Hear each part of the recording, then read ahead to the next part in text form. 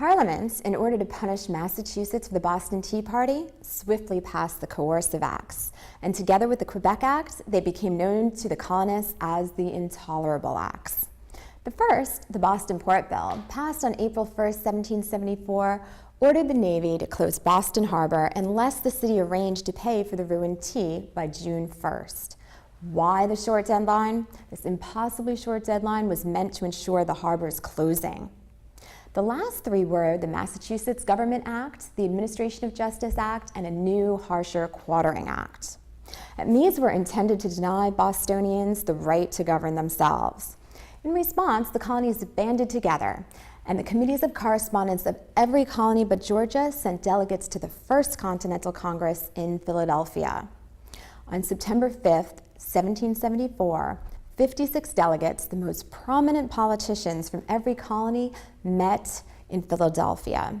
These included John Jay from New York, Samuel and John Adams from Massachusetts, and George Washington of Virginia.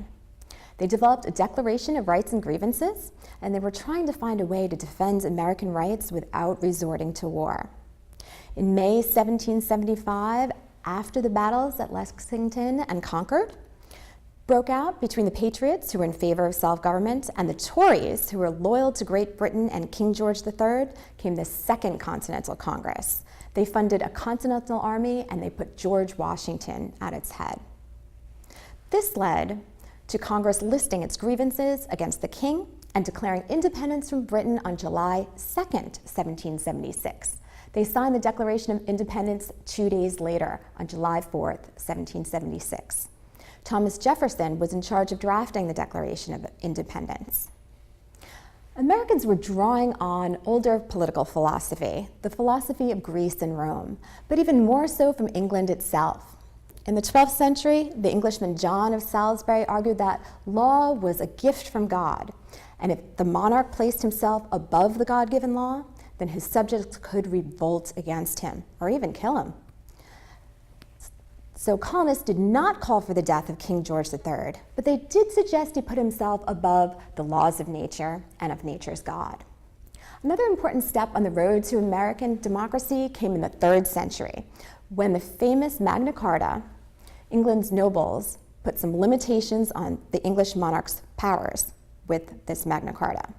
The document enunciated 3 important principles. First, the king could not levy taxes without the consent of his councilmen. Second, a person could be imprisoned only after being tried by a jury via the due process of law. And third, the king himself was also under the law. In other words, a nation's true monarch was now the law.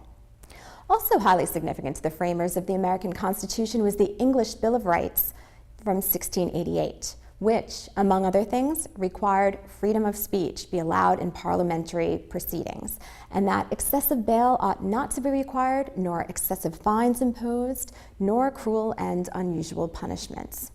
And these became the basis of some of the amendments that make up the Bill of Rights, as we discussed in Module 2.